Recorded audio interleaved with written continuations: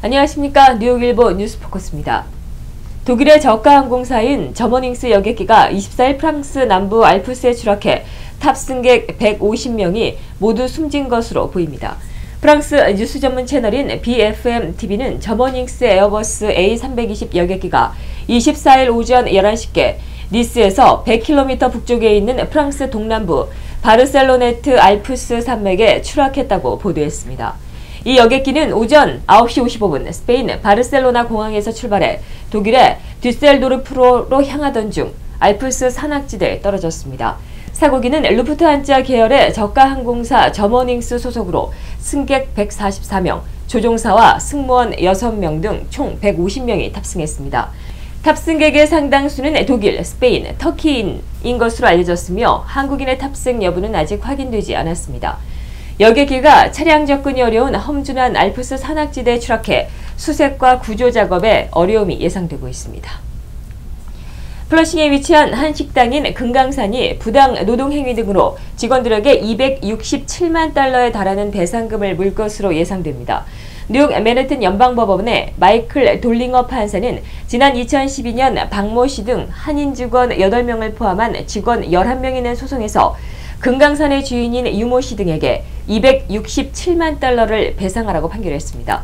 돌링어 판사는 하루에 10시간에서 12시간씩 주 5일에서 7일간 일을 시키면서도 최저임금이나 시간외 근무 수당을 지급하지 않았고 신용카드로 지급된 팁 등을 직원들에게 지급하지 않은 사실 등이 인정된다고 판시했습니다.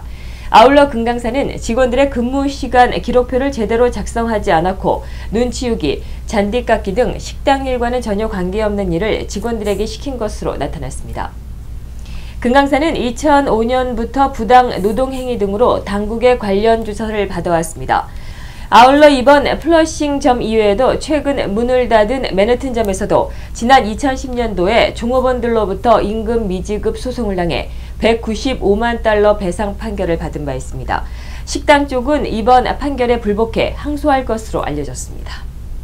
미 국무부는 23일 일본의 역사 왜곡과 위안부 강제 동원 부인 논란과 관련해 피해자들의 상처를 덧나게 하는 것이 아니라 상처를 근본적으로 치유하고 당사자들 간의 화합을 촉진하는 방식의 역사 문제 해법을 거듭 강조했습니다. 마리아프 국무부 부대변인은 23일 정례 브리핑에서 다음 달 말 미국을 방문하는 아베 신조 일본 총리가 과거의 전쟁 범죄를 사과하기 전에는 미 의회 연설을 허용해서는 안 된다는 목소리가 크다는 지적에 대해 의회 연설 자체에 대해서는 구체적인 언급을 삼가한 채 미국 정부의 이 같은 원칙을 재확인했습니다. 퀸즈 한인 성당 생활상담소가 20일 플러싱 산수갑산 두 연회장에서 지난해 성과 보고회 및 소장 이취임식을 갖고 지난 16년 동안의 봉사활동을 되돌아봤습니다.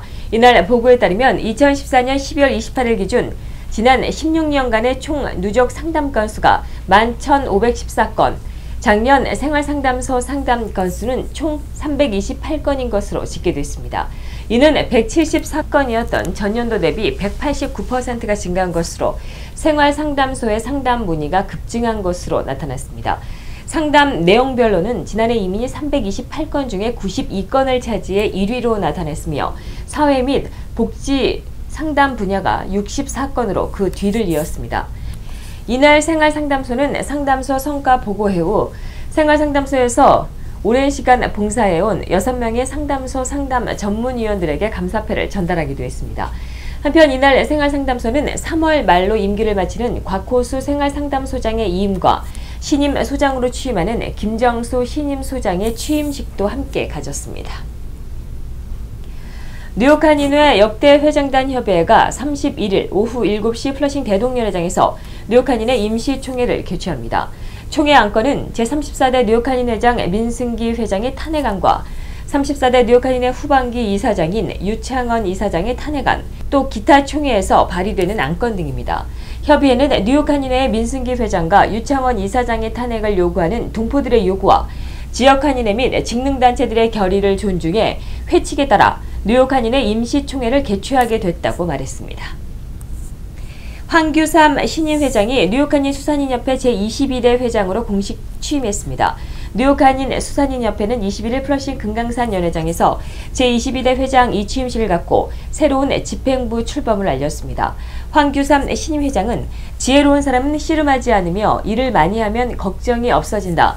회원들의 화합과 단결로 협회의 발전을 도모하겠다고 취임 소감을 밝혔습니다. 이날 황규삼 신임 회장은 최현철 직전 회장과 황범연 전 이사장에게 감사패를 전달했고, 최현철 회장은 토니 아벨라 뉴욕주 상원의원으로부터 상원 레졸루션상을 수상하기도 했습니다. 무료 이민개혁 행정명령 법률 심사와 안내 행사가 4월 12일 정오부터 오후 5시까지 맨해튼에 소재한 엠마뉴엘 유대인 회당에서 개최됩니다.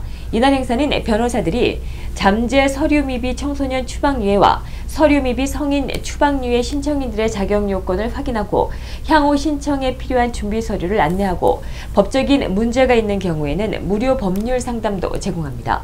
행사 당일 민권센터는 소속의 변호사와 실무진들이 행사장에 하루 종일 상주해 한인들과 중국계 잠재 신청인들을 돕습니다. 유타주가 2004년도에 중단했었던 사형수 총살형을 부활시켰습니다. 미국에서 사형수 총살형을 허용하는 건 유타주가 유일합니다. 게리 허버트 유타 주지사는 23일 약물 주입 이외에도 총살로 사형을 집행할 수 있도록 하는 법에 서명했습니다.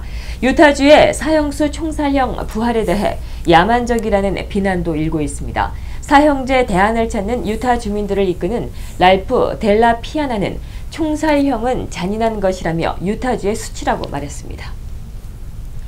미국의 대도시 중에 최초로 샌프란시스코가 투표 최소 연령을 만 18세에서 만 16세로 낮추는 방안을 추진 중에 있습니다.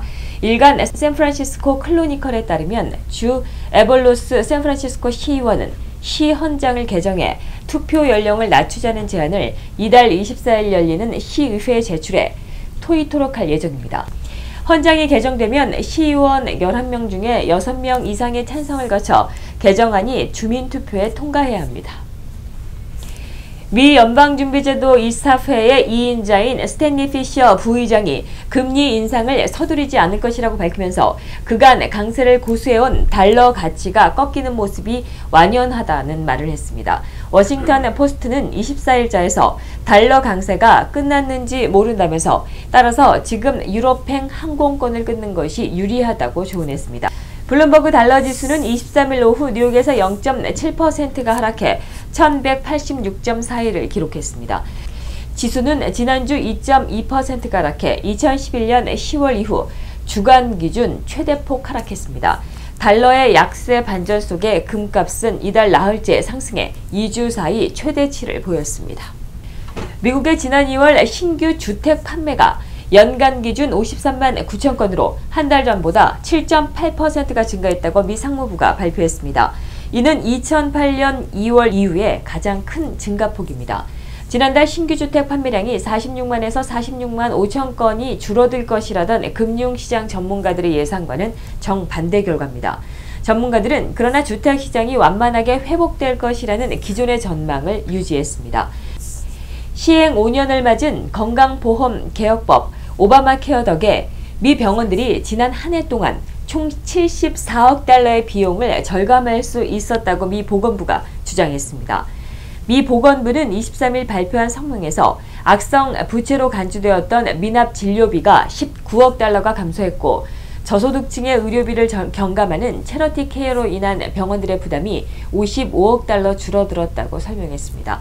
보건부에 따르면 전체 74억 달러 가운데 오바마 케어에 따라 메디케이드를 확대한 28개 주와 워싱턴 DC에서 집계된 병원의 비용 절감액은 50달러였고 나머지 지역에서는 24억 달러였습니다. 할리우드의 톱스타인 안젤리나 졸리가 난소암 예방을 위해 난소와 나팔관을 모두 제거하는 수술을 받았다고 24일 밝혔습니다. 졸리는 이날 뉴욕타임즈에서 엔젤리나 졸리 피트 수술 일기라는 제목의 기고문을 통해 자신에게 유방암과 난소암 위험을 높이는 변이 유전자가 있으며 난소암 발병 확률이 50%에 달해 난소와 나팔관을 제거했다고 밝혔습니다.